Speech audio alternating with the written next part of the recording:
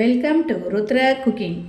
இப்போ நம்ம அட்டகாசமான அருமையான புது ரெசிபி ஒன்று செய்ய போகிறோம். அது என்னென்னா வாங்கி பாத். பிஸ்பிலா பாத் கேள்விப்பட்டிருக்கீங்க, அதே மாதிரி தான் இது வாங்கி பாத்ன்றது. இது டேஸ்ட்டு சிம்பிளாக இருக்கும், டேஸ்ட்டாக சுவையாக இருக்கும். வீடியோக்குள்ளே போகிறதுக்கு முன்னாடி நம்ம சேனலை மறக்காமல் சப்ஸ்கிரைப் பண்ணிவிடுங்க, சமையல் பண்ணுங்கள், ரொம்ப ரொம்ப சந்தோஷமாக இருங்க. வாங்க வீடியோக்குள்ளே போகலாம். வாங்கி பாத் செய்யறதுக்கு கத்திரிக்காய், கொத்தமல்லி விதை, பாஸ்மதி அரிசி தான் எடுத்திருக்கேன். உங்கள் வீட்டில் எந்த அரிசி இருந்தோ அதை எடுத்துக்கலாம். சீரகம், காஞ்ச மிளகாய், மிளகு, உளுத்தம்பருப்பு, கடலப்பருப்பு, தேங்காய் துருவல் இதெல்லாம் சேர்த்து தான் இப்போ நம்ம வாங்கி பாத் செய்ய போகிறோம். அது எப்படி செய்யறதுன்னு பார்க்கலாம் வாங்க.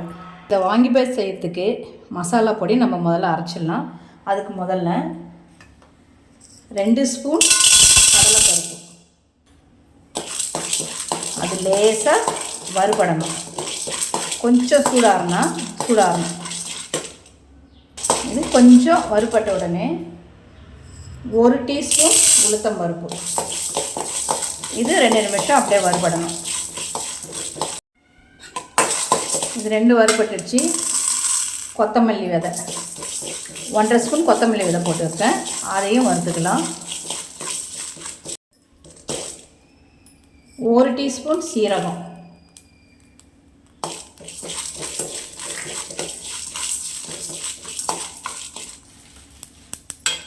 1 டீஸ்பூன் மிளகு,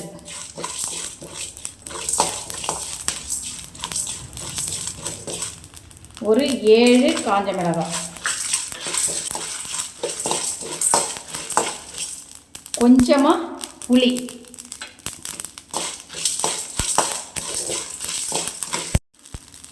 3 கிராம்பு, ஏலக்காய், பட்டை எல்லாம் வறுபட்டுடுச்சு. கடைசியாக தேங்காய் துருவல் ஒரு 2 ஸ்பூன் இருக்கிற மாதிரி, இதையும் லேசாக நம்ம சூடு பண்ணிடலாம். 1/2 டீஸ்பூன் பெருங்காயத்தூள் எல்லாமே சேர்த்து நல்லா வறுத்து இதை முதல்ல ஆற வச்சிடலாம். இது கொஞ்ச நேரம் அப்படியே ஆறட்டும். நம்ம மிக்ஸி ஜாரில் சேர்த்துக்கலாம்.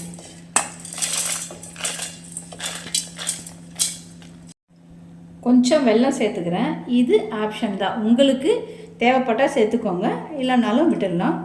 நான் கொஞ்சம் வெல்லம் சேர்த்து இப்போ இதை நம்ம நைஸாக அரைச்சி எடுத்துக்கலாம். நைஸாக அரைச்சி எடுத்துக்கிட்டாச்சு. இந்த மசாலா தூள் சும்மா வாசனையாக கமன்னு இருக்கும். இப்போ நம்ம வாங்கி பாத் செய்ய ஆரம்பிச்சிடலாம். இப்போ நம்ம காயை கட் பண்ணிக்கலாம்.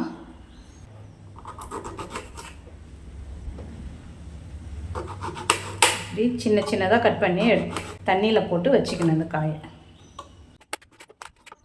வாங்கி பாத் செய்யறதுக்கு இப்போ ஒரு பேன் வச்சுருக்கேன், அதில் எண்ணெய் ஊற்றிக்கலாம்.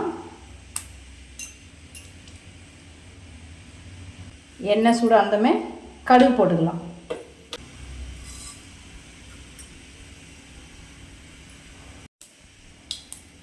கடுகு பொரிஞ்சதுமே கடலைப்பருப்பு 1/2 டீஸ்பூன், உளுத்தம்பருப்பு 1/2 டீஸ்பூன், இதை போட்டு லேசாக வறுத்துடலாம். அது வறுபட்டதுமே வேர்க்கடலை, பச்சை வேர்க்கடலை இருந்தாலும் இல்லை வறுத்த வேர்க்கடலை இருந்தாலும் எதை வேணாலும் சேர்த்துக்கலாம். வறுகடலை ஒரு 2 நிமிஷம் நல்லா வறுபடட்டும். நம்ம கத்திரிக்காவை இந்த மாதிரி தண்ணியில் கட் பண்ணி வச்சுருக்கோம். தண்ணியில் தான் வச்சா தான் கலர் மாறாமல் இருக்கும், அதனால் கட் பண்ணி தண்ணியில் போட்டு வச்சுருக்கோம். இப்போ அது கூட நம்ம சேர்த்துடலாம்.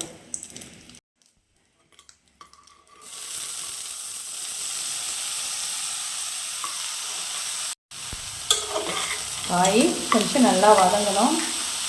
தேவையான அளவு உப்பு, கொஞ்சம் மஞ்சத்தூள், கொஞ்சம் பெருங்காயத்தூள், இதெல்லாம் சேர்ந்து இப்போ காய் நல்லா வதங்கட்டும். காய் ஒரு 2 நிமிஷம் வதங்கின உடனே நம்ம அரைச்சி வச்சுருக்கிற மசாலா தூளை நம்ம இது கூட சேர்க்கணும். ஒரு 4 ஸ்பூன் நம்ம சேர்த்துக்கலாம். நீங்கள் காரத்துக்கு தகுந்த மாதிரி சேர்த்துக்கோங்க. உங்கள் டேஸ்ட்டுக்கு தகுந்த மாதிரி, காரத்துக்கு தகுந்த மாதிரி சேர்த்துக்கோங்க. நான் 4 டீஸ்பூன் போட்டுருக்கேன். கத்திரிக்காய் வந்து ஒரு 300 கிராம் எடுத்துருக்கேன். கத்திரிக்காய் வாங்கி பார்த்தினாவே கத்திரிக்காய் வச்சு செய்கிறது தான். இப்போ இதெல்லாம் கலந்து விட்டுட்டு கொஞ்சம் காய் வேகிறதுக்காக ஒரு சின்ன பவுல் அளவு தண்ணி சேர்த்துக்கிறேன். இப்போ இதெல்லாம் சேர்ந்து காயும் கொஞ்சம் நல்லா வேகட்டும். இது ஒரு 10லிருந்து 15 நிமிஷம் இப்படியே நல்லா வதங்கட்டும். காயெல்லாம் நல்லாவே வதங்கிடுச்சிங்க. இப்போ நம்ம சாதம் வடித்து வச்சுருக்கோம். அந்த சாதத்தை இது கூட சேர்த்து கலந்துடலாம். சாதத்தை நம்ம இது மேலே போட்டு சாதம் வடித்து வச்சுருக்கோம். இப்போ இது கூட நம்ம போட்டு கலந்துடலாம்.